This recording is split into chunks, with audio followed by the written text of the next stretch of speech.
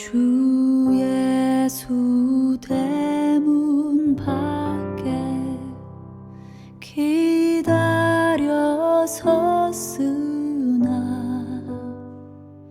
단단히 잠가두니 못 들어오시네.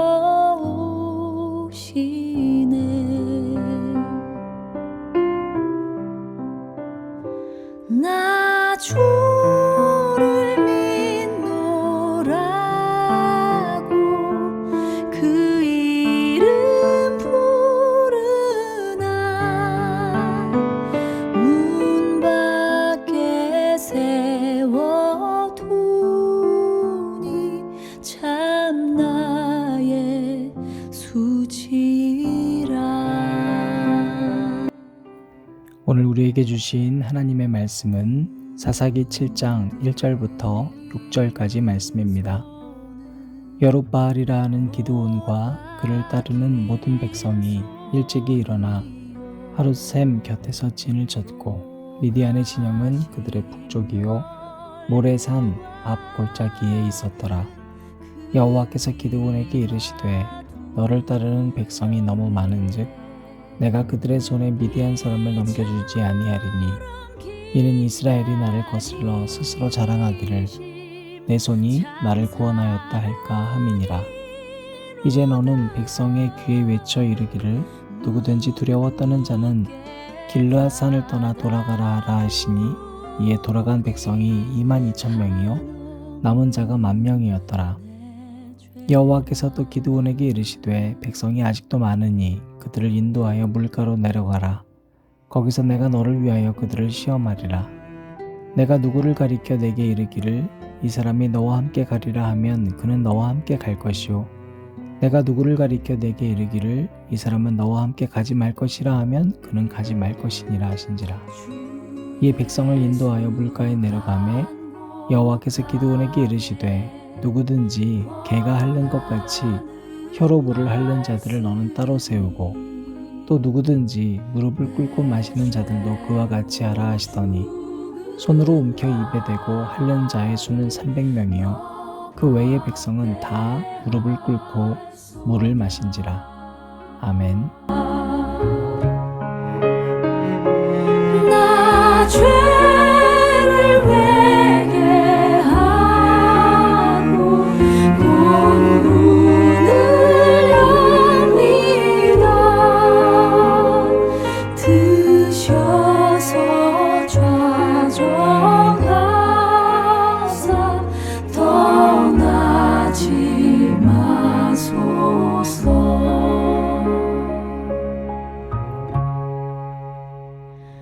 드셔서 좌정하사 떠나지 마소서.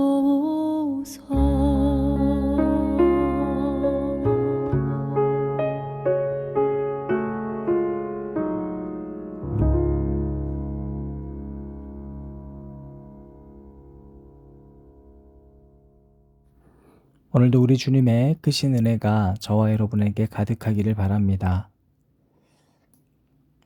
새벽기도 준비하면서 가끔씩 이 배경 화면을 바꾸는데요. 여러분 이 그림 한 장의 값이 12,000원입니다. 이 그림 한 장을 12,000원 주고 결제해서 배경 화면에 넣고 만들면서 그런 생각이 들었습니다. 사실 이런 거 없이 해도 되는데, 그쵸?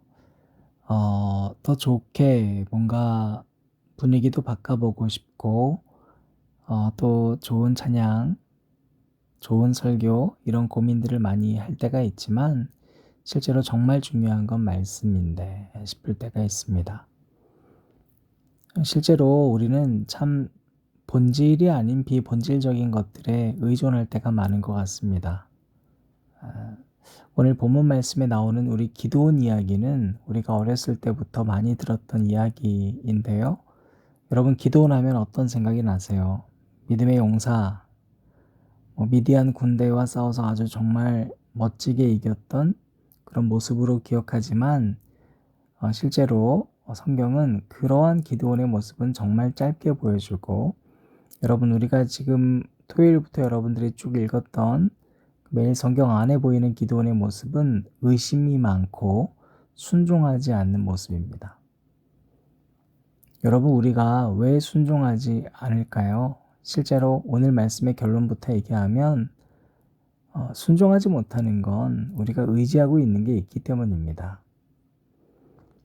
오늘 본문 말씀 1절은 이렇게 시작을 합니다. 여룻바알이라 하는 기드온과 그를 쫓은 모든 백성이 일찍이 일어나서 하룻샘 곁에 진쳤고 미디안의 진은 그들의 북편이요 모레산 앞 골짜기에 있었더라. 여러분 여룻바알이라는 뜻은요 바알에게 대적하다라는 뜻입니다. 그러니까 기드온이 바알의 단을 격파해서 얻은 별명과도 같습니다. 그런데 지금 이 여룻바알이라는 기드온을 쫓은 사람들이 굉장히 많은 것처럼 느껴집니다. 근데 정말 많을까 살펴보면 2절 말씀에는 너를 쫓은 백성이 너무 많다 기록되어 있지만 사사기 8장 10절 말씀을 보면 미디안과 그 동맹국의 숫자를 총계를 내면 약 13만 5천 명 정도 되지만 이스라엘 군대는 3만 2천 명밖에 되지 않습니다. 상대적으로 보면 이 숫자는 작은 겁니다. 그런데 하나님은 늘 상대적으로 평가하시지 않는다고 그랬습니다. 99마리 양, 1마리 양 그렇게 보지 않습니다.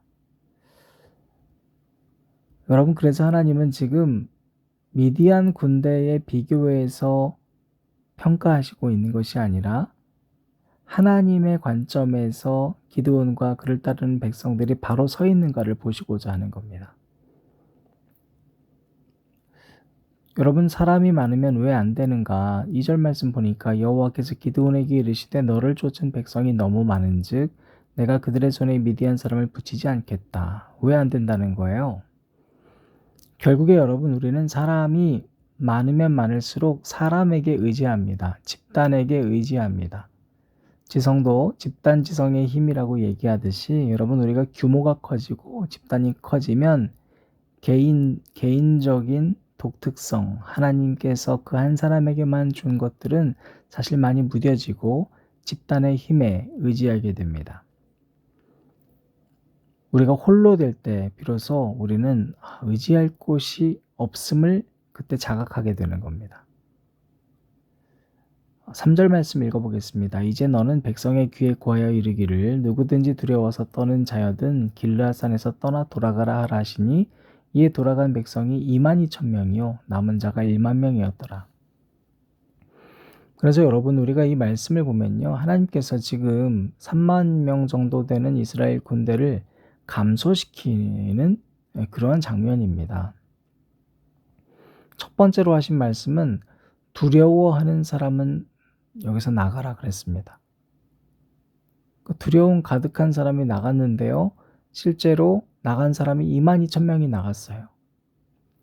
약 3분의 2는 두려움에 가득 차 있었습니다. 여러분 인도의 설화에 이런 이야기가 있답니다. 어떤 마술사 한 사람이 쥐 한 마리를 관찰했는데 이 쥐가 얼마나 무서움을 잘 타는지 막 벌벌 떨어요. 제일 두려워하는 게 뭔가 봤더니 고양이에요.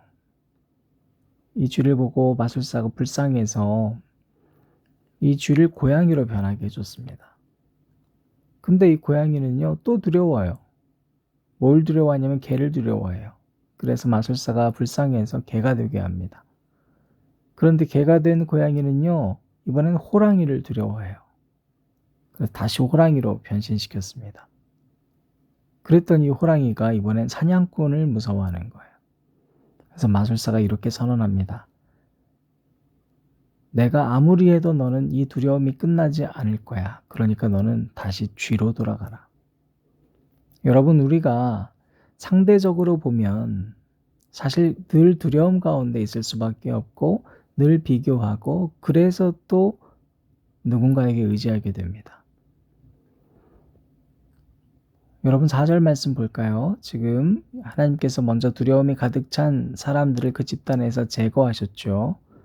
근데 이 두 번째 규모의 축소 방법이 굉장히 조금 코믹하기도 하고 좀 생각할 것들이 있습니다. 여호와께서 기드온에게 이르시되 백성이 아직도 많으니 지금도 많다는 거예요. 그들을 인도하여 물가로 내려가라. 거기서 내가 너를 위하여 그들을 시험하리라.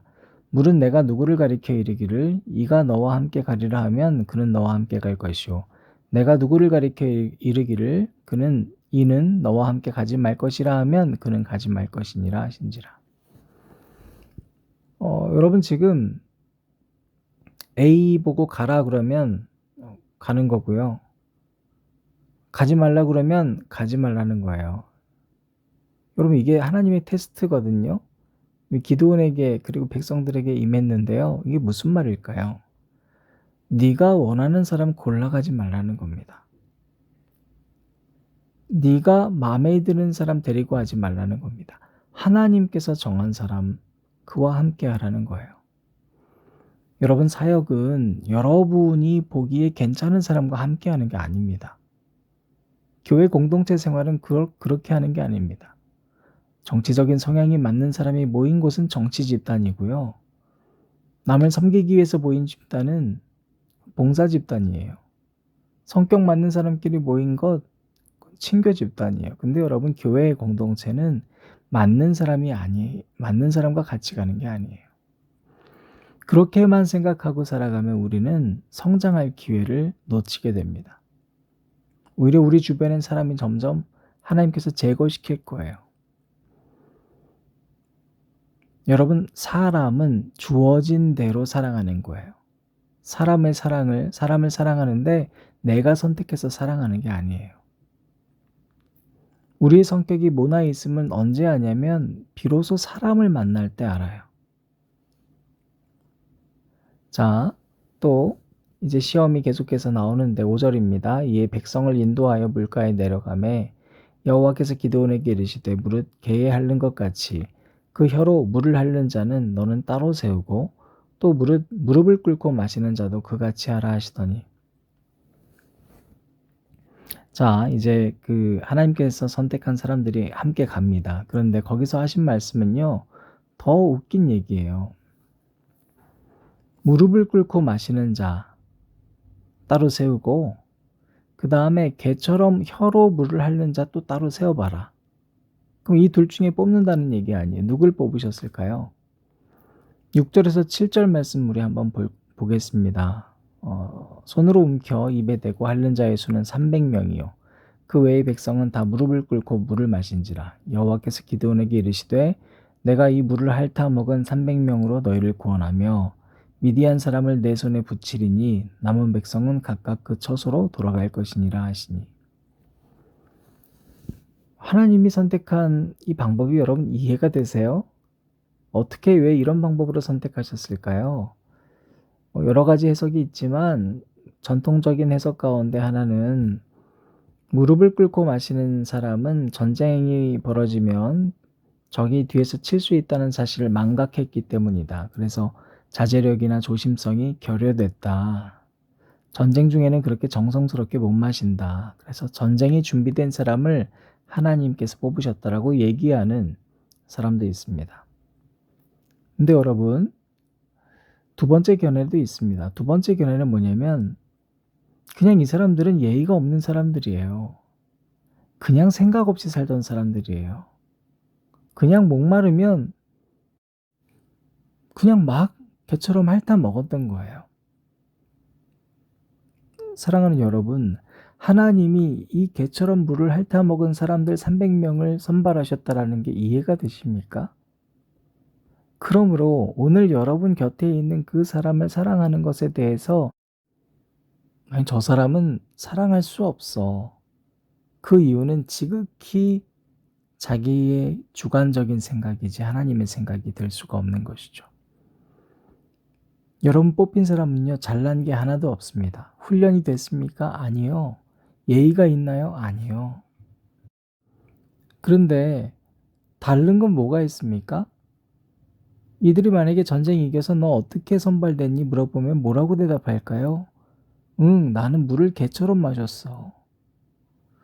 여러분 남들과 같은 방식으로 물을 마시지 않았던 그냥 동물처럼 마셨던 그들이 세상에 어떤 사람보다 나을 수가 있겠어요. 그런데 하나님이 구별하셨어요. 우리가 이걸 잊지 않아야 됩니다. 우리 눈에 보기에 짐승만도 못한 사람이 있을 수 있고 이해가 안 되는 사람이 있을 수 있습니다. 그런데 여러분, 우리가 기억해야 됩니다. 나도 너처럼 똑같았어. 그 시절이 있거든요. 내가 지금 이 정도 온 건 2021년 11월 달 여기까지 온 것도 사실 내 노력과 의지가 아니야. 주님이 아무 자격 없는데 나에게 은혜 주시고 나와 함께 하셨어. 여러분, 이것을 우리가 잊지 않을 때 그 어떤 타인도 사랑할 수가 있는 것입니다. 여러분, 오늘 우리가 읽지 않았지만 8절 말씀 보면 이에 백성이 양식과 나팔을 손에 든지라 기드온이 이스라엘의 모든 사람을 각각 그 장막으로 돌려보내고 그 300명은 머물러 두니라. 미디안지는 그 아래 골짜기 가운데 있었더라. 여기서는 바로 최종 남은 자 300명만 남겼어요. 총 처음에 32,000명에서 남은 게 300이에요. 그런데 지금 최종 남은 자 10,000명 가운데에서도 9,700명을 돌려보내고 300명만 데리고 미디안 군대 13만 5천 명과 싸우라는 게 말이 됩니까? 말이 안 됩니다. 그러나 하나님은 뭘 하셔요? 충분해. 여러분, 우리는 어떤 사역 가운데에서 늘 핑계를 대잖아요. 사람이 부족합니다. 돈이 부족합니다. 여러분, 300대 13만 5천이면요 1대 450이에요.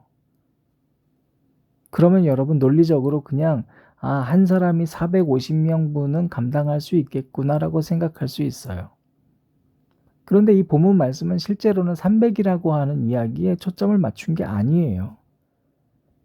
그냥 300이건 30이건 3이건 숫자가 중요한 것이 아니라 그 한 사람이 하나님의 은혜를 깨닫느냐가 중요한 거예요. 그 한 사람이 더 이상 사람에게 의지하고 재물에게 의지하고 세상에게 의지해서 하나님의 일을 감당하지 못하는 비극을 종결짓고 이젠 하나님과의 그 관계에서 당당히 홀로 서라고 하시는 말씀인 거예요. 기독교는 수가 많으냐 적으냐, 규모가 크냐 작으냐로 싸우는 종교가 아니에요. 바로 네가 그 한 사람이냐 아니냐 그걸 묻고 있는 겁니다. 사랑하는 여러분, 이제 한 주가 시작됐습니다. 오늘 우리가 두 가지 기억했으면 좋겠어요. 먼저 은혜예요. 올 한 해를 여러분, 우리가 이만큼 지내올 수 있었던 건 우리가 아무 자격 없는데 하나님 거저 주신 은혜예요. 그 이전부터 그랬어요.